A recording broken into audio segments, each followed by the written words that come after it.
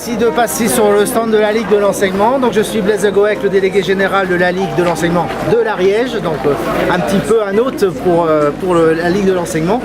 Et je vous présente Hélène Grabel, la secrétaire générale nationale adjointe de la Ligue de l'enseignement, qui va vous présenter un petit peu nos activités en termes de numérique. Très bien. Bonjour à tous. Vous savez, la Ligue de l'enseignement, à la fois fédération d'associations d'éducation populaire laïque et par ailleurs grande association complémentaire de l'école publique, engagée depuis 2015 très concrètement dans la formation des éducateurs, tous éducateurs sur tous les temps, en premier lieu les enseignants, mais aussi en grand nombre les animateurs périscolaires, un programme que nous avons appelé les déclics numériques, financé très fortement par l'État à travers son programme d'investissement d'avenir, avec deux axes très forts. Un premier axe autour de la formation très concrète des animateurs qui a priori n'ont aucune appétence, aucune compétence particulière sur le numérique, mais à travers des outils pédagogiques construits les plus simples possibles, on arrive à amener un grand nombre d'animateurs à être plus à l'aise avec l'éducation aux médias numériques, l'éducation à la robotique par exemple. Et nous avons un objectif quantitatif en 3 ans que nous sommes en train de tenir, qui est de former 5000 animateurs ou enseignants.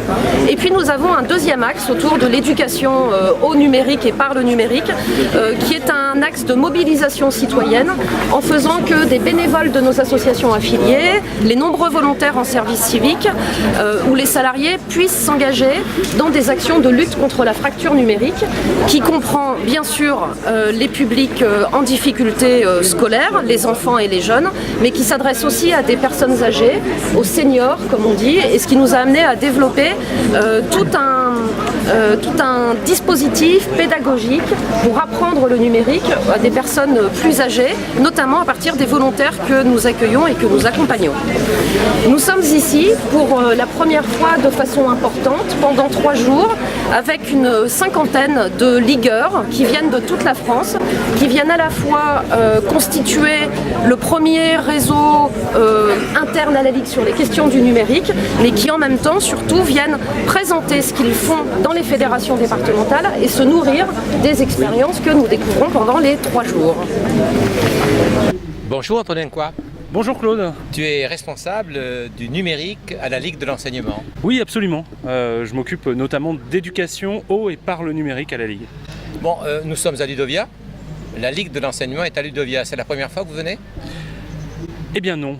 Alors, en réalité, on vient depuis plusieurs années, on a toujours des ligueurs qui sont présents à Ludovia, même s'ils ne sont pas spécialement visibles. C'est la première fois en réalité qu'on décide à la fois d'être visible et de construire un événement associé à Ludovia, c'est-à-dire de venir, on est une cinquantaine à être venus de l'ensemble du territoire pour parler éducation au numérique avec les enseignants et puis aussi entre nous. Enfin, déplacer des ligueurs, une cinquantaine, à Ax-les-Thermes pour travailler ensemble, c'est quand même original. Vous avez des choses particulières à faire quand même à Ludovia. Oui, alors on est là pour 2 raisons. La première raison, c'est pour ce qu'on est, et la deuxième, c'est pour ce qu'on veut faire.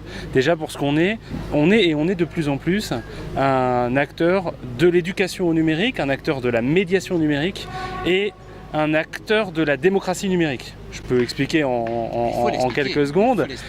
Et éducation au numérique, ça, bon, c'est vraiment le cœur de l'action, l'éducation de la Ligue de l'enseignement depuis toujours.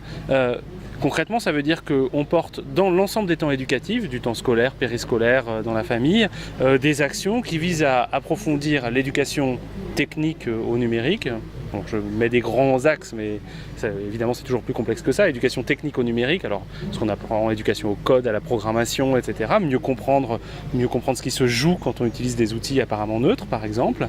On approfondit également l'éducation créative au numérique. L'enjeu, c'est pas simplement d'avoir des enfants qui sachent utiliser les machines, mais qui sachent les utiliser par exemple à des fins de collaboration, de partage pour les valeurs qu'on peut porter, qui sachent les comprendre, qui sachent en avoir une utilisation raisonnée. Donc on dit en général qu'on vise une éducation critique créative et responsable aux usages numériques. Et puis, on est un acteur de l'éducation culturelle. Hein. Tout ce qu'on peut faire entre la culture et le numérique aujourd'hui nous passionne et nous intéresse. Médiation numérique, parce que à travers les différents projets qu'on porte ou qu'on accompagne, tu sais qu'on est une fédération d'associations, 30 000 associations affiliées. Parmi elles se trouvent des tiers-lieux, des Fab Labs, etc. C'est vrai aussi dans des projets portés en direct par la Ligue de l'enseignement un petit peu partout sur le territoire. Et puis, il se trouve que cette année, on est membre fondateur avec d'autres de la MENNUM, la société coopérative de la médiation numérique en France. Et ben, ça donne encore un sens supplémentaire à ça. Et puis, on est un acteur de la démocratie numérique. Alors, comme toujours, la Ligue est aussi un mouvement d'idées hein, et on cherche à penser les conditions d'une meilleure démocratie. On est très intéressé par tout ce qui se joue aujourd'hui autour de la Civic Tech. C'est par exemple pour ça qu'on est ici présent avec un partenariat avec Acropolis et la CNIL.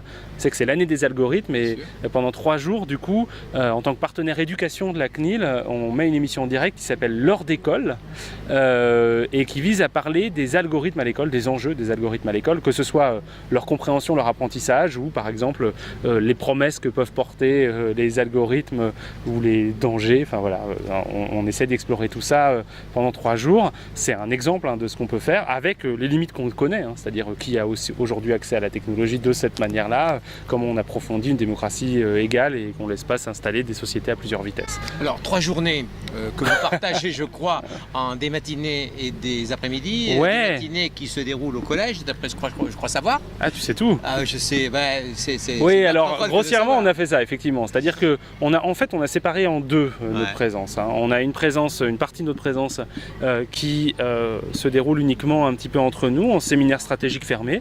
Alors je dis entre nous, en réalité quand il y a des gens qui viennent ils sont les bienvenus, c'est juste qu'a priori ça les intéresse pas forcément, mais c'est pas parce qu'on met des secrets en place à ce moment-là. On a des acteurs de la Ligue qui sont des pros de l'action et puis d'autres qui découvrent un petit peu, donc on met à niveau global. Voilà, c'est ça. Et puis Partage. on est aussi présent le reste du temps dans tous les espaces Ludovia, à la fois pour faire connaître l'action de la Ligue. Alors sur notre stand on a un ensemble de propositions, faire une web radio dans sa classe, utiliser Twitter pour monter un événement sportif avec l'Union sportive d'enseignement primaire. Oui, on fait aussi de la robotique. Enfin voilà, il y a plein de choses que les enseignants qui sont présents à Ludovia peuvent découvrir.